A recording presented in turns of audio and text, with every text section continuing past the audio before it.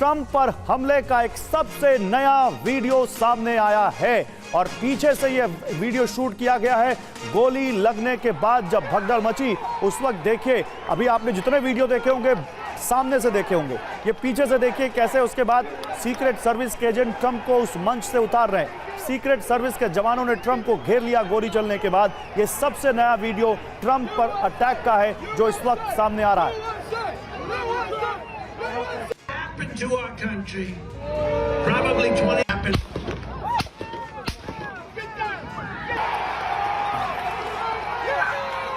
और एक और बड़ी खबर है, देखिए ट्रंप की सुरक्षा में मौजूद स्नाइपर्स पर सवाल उठ गए हैं। सोशल मीडिया पर ट्रंप समर्थकों का दावा, हमलावर के बारे में स्नाइपर्स को पहले से पता था। 42 सेकंड पहले स्नाइपर्स ने पोजीशन ले ली थी। ये तस्वीरें सोशल मीडिया पर विवाद का विषय बन गई हैं। ये दुनिया भर में अब जो ट्रंप समर्थक हैं वो इन तस्वीरों को पोस्ट कर रहे हैं, शेयर कर रहे हैं और कह रहे हैं कि आखिर कैसे स्नाइपर्स को पहले से पता था उस हमलावर के बारे में।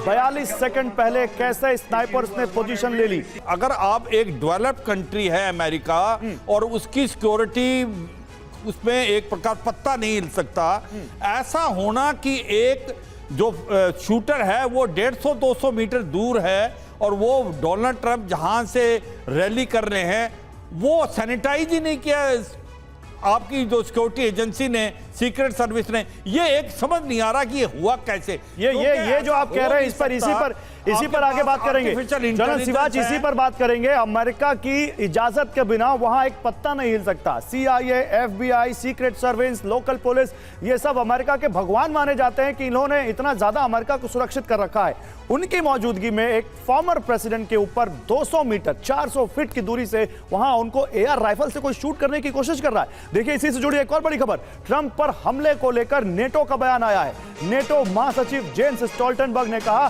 ट्रंप की हत्या की कोशिश से मैं स्तब्ध हूं। लोकतंत्र में राजनीतिक हिंसा की जगह नहीं है। नेटो स्वतंत्रता और मूल्यों की रक्षा के लिए साथ है।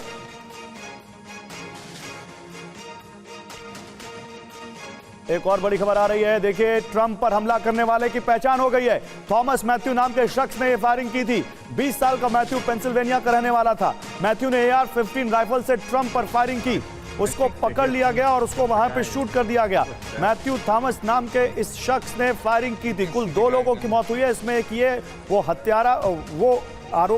शख्स जिसने ट्रंप पर गोली चलाई, उनकी हत्या करने की कोशिश की, उसको भी वहां पर ढेर कर दिया सीक्रेट सर्विस एजेंट्स ने।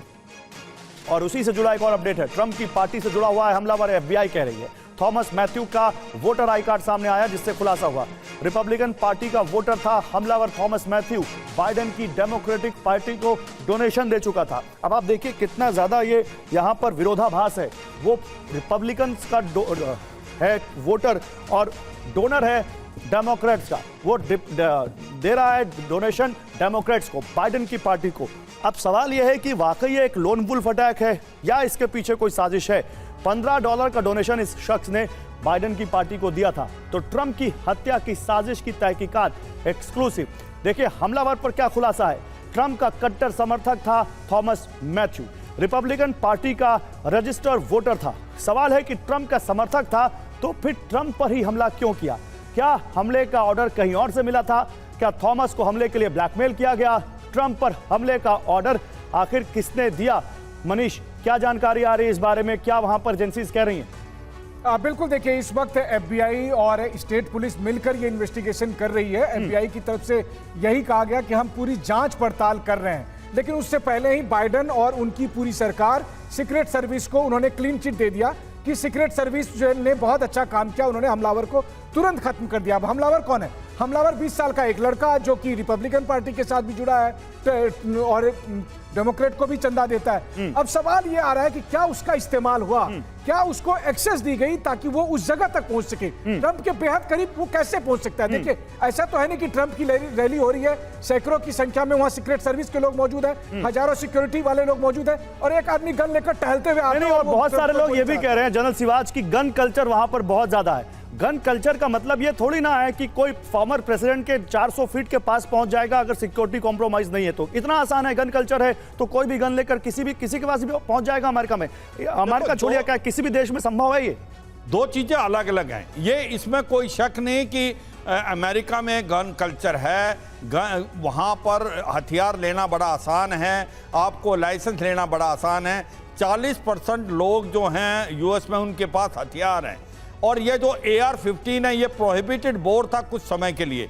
अगर आप देखें कि कॉन्स्टिट्यूशन में सेकंड अमेंडमेंट पे एक है कि हर आदमी अपना वेपन ले सकता है, और अगर वो उसके अगेंस्ट आप करते हो तो कहते हैं लेकिन उसका मतलब थोड़ी ना है कि वो प्रेसिडेंट के पास पहुंच जाएगा गन लेकर। यही मैं आगे बताने वाला था गौरव। ये बातें तो सब ठीक है, हाँ। मगर AR-15 जो है M16 मिलिट्री जो वेपन है उसका रूप है। इतना बड़ा वेपन लेके किस प्रकार से 300-250 किलोमीटर 250 मीटर के करीब आप आ सकते हो। डोनाल्ड ट्रंप जो कि आप खुद कह रहे हैं 3 किलोमीटर तक का एरिया सैनिटाइज किया जाता है, 3 लेयर वहां सिक्योरिटी होती है, तो जाहिर सी बात है कि वो शख्स जो इतनी डोमिनेटिंग पोजीशन में पहुंच गया AR राइफल लेकर, क्या बिना किसी मिलीभगत के ये संभव है जनरल सी बात?